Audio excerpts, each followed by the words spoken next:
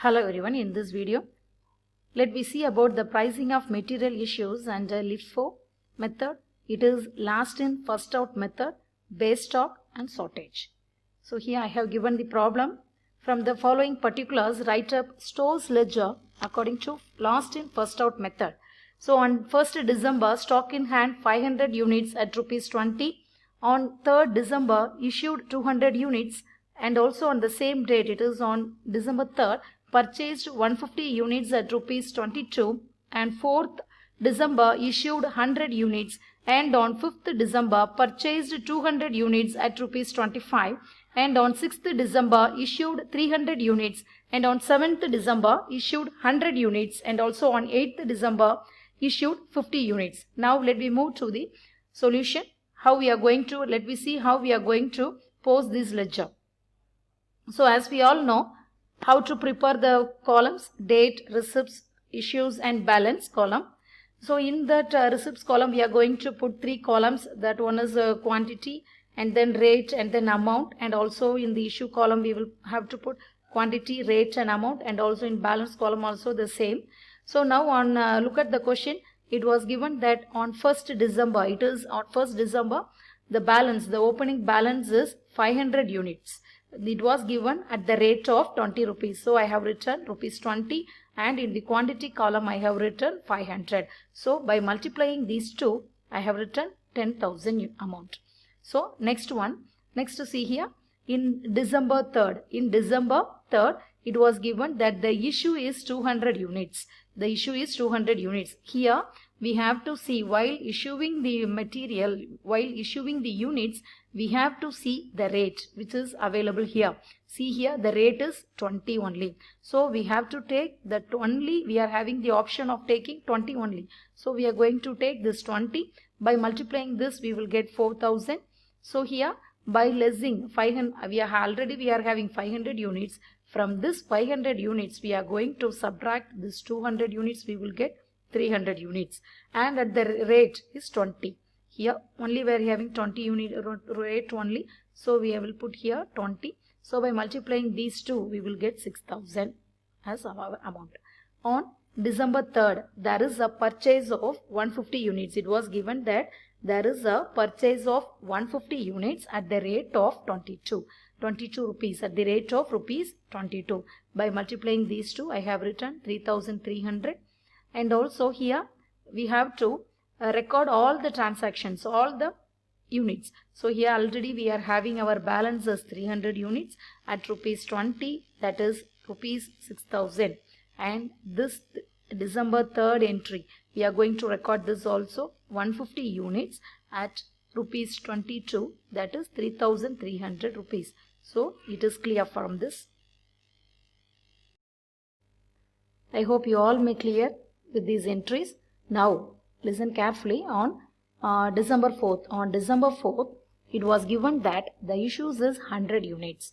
So the issues is 100 units. We have now, let me see how many units we are having here. Totally we are having 450 units.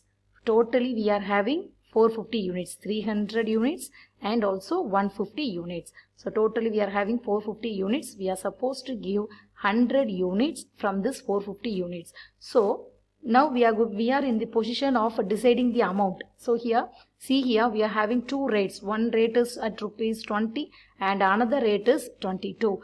So we are following the last in first out method. So we have to issue the material 100 units. We have to issue this 100 units at the rate of 22 because it is lastly it is entered here. So see here, the first one is 20 and this second one is 22. With these two, the last rate is 22 only. So that is the last in first out. We are going to issue the material which was entered lastly, which is entered lastly is 150 units. This 150 units we have the recorded which is entered into our godown last. So we are going to issue this 150 units at first. So this is the last in first out. So the method is the last in first out means we have to issue the material which we received or entered into the godown lastly. Okay. So now see here, this 150, from this 150 we are going to issue only 100 units only. So from this 100 units, the rate, see here, we have taken the rate as 22, so I have written 22, so it is 2200. So we have to enter the balance column now. The 300, it will appear as it is, and this, from this 150 only we have deducted the 100, so balance 50. Balance 50 at the rate of rupees 22, and the amount is 1100. So the amount is 1100. So next, see here, the changes will appear only at the time of issues only. We can record all the receipts or purchase entries as directly what we have followed in our first in first out method, but the changes will appear in the issue process only. We have to see the changes, we have to carefully see the changes in the issue column only. So now here on December 5th, it was given that 200 units as receipts at the rate of rupees 25. So we are directly going to record this 200 units here. So there is no confusion here. So now see here, on December 6th, we have to issue, here we are having an issue, okay, right. On December 6th, it was given in the question that issued 300 units. So we have to issue 300 units. So how we are going to calculate? First we have to consider the method that is last in first out. So we have to first take the material or the units which have entered lastly, that is 200. That is 200. 200 at the rate of 25. At the rate of 25. So I have written 200 at the rate of 25. Okay. And then balance we are having 100. Balance we have to issue 100. So for that 100 units, first I have taken, see here there is 50 units available. So first, then secondly I have taken this 50 units, and then from this 300 units we have to take the remaining 50 units. So totally you calculate here, we will get 300 units. Okay.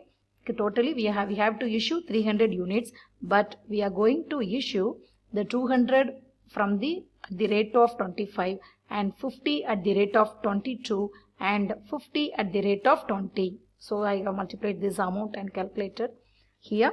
So the balance amount we are having, the balance amount currently we are having is 250 units at rupees 20, and the amount is 5000, and the amount is 5000. Okay.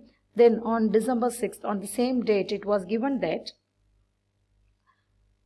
suppose before that let me see, but like this way, in this way we have to calculate the last and first out. Okay, from the like how we have calculated this December 6th calculation, and also in here December 4th, how we did like this. So by this way, in this way we have to calculate the last and first out method. So if suppose they are asking calculate the closing stock, means what is the closing stock here? The closing stock is rupees 250, the closing stock is 250 units. The closing stock is 250 units at rupees 20, and their total amount is 5000. So for the final answer, we have to write that closing stock is equal to 250 units at the rate of rupees 20. So it is enough. If suppose, now I am going to say the additional points which can appear in some problems. It is not compulsorily appeared in all the problems, but in some of the problems it may appear. So it was given that on December 6th, return to stores. So in any of the question it was given that return to stores means don't panic. That is nothing but we have to record it as the purchase. We have to record it as in the purchase. It is 10 units. It was given in the question that return to stores 10 units. Okay. So issued on 4th December. They may mention the date also. So issued on 4th December. Okay. It was written issued on 4th December. So if that is given, means we have to see the rate which was issued at 4th December. See here we have issued on 4th December in the rate of 22. So I have taken this rate 22. And the 10, it was given in the question that return to store 10 units. So by multiplying this, I have written this 220 amount. So as how we will record the receipts, as usual, we are going to record this transaction also. The finally our balance is totally 260 units. One is 250 at the rate of 20 and 10 at the rate of 22. Got it? Now let me see in the next step. Issued 100 units on December 7th. On December 7th issued 100 units. So we are supposed to issue 100 units from this total 260 units. So now we are having the total as 260 units. So here first we have to take this 10 units. It was received lastly. So the 10 units at the rate of 22 I have written. And from this 250 we are going to take the remaining 90. For 100 units we are supposed to issue 100 units. From this 100 units already we have taken the 10 units. So what is the remaining? 100 minus 10 is 90. So that 90 units we are going to take from this 250. Got it? So here 90 I have written this 20 units. The rate is already given is 20. So by multiplying this I have written 1800. So the remaining is 160 units. Okay, the remaining is 160 units. See here we have taken this 22. So there is no option of having the units at the rate of 22. Now we are having the units only at the rate of rupees 20. Only at the rate of rupees 20. Now we have, here you see we have posted all the entries. The balance is on 10th. It is noticed that there is a shortage of 10 units. Let me see what we are going to do with this. I have did the shortage with the same problem what we have did before. So as usual we are going to do everything here. At last it was given that on December 10th there is a shortage of 10 units. Okay. So here we have to write the shortage 10 units as issue. Shortage 10 units as issue at the rate of 20. At the rate of 20. So here 200. So by deducting these 10 units from the balance unit 1100, we will get 100 units as our balance. We will get our balance 100 units. Okay. Now you see, if suppose in any of the problem, in any of the question it was given that adapt the base stock method of issues and ascertain the value, like this it was given, means what we have to do. So finally they may give the base stock units also. If suppose it was given that a base stock units is 200 units, what we have to do is we have to maintain the 200 units as our base stock. We have to maintain the 200 units as our stock. We should not take that units for issue. We should not take any unit for that issue in the particular units, right? So what we have to consider is the base stock of this 200 units may be can be maintained out of the first stock. We can maintain from the first stock, if first lot.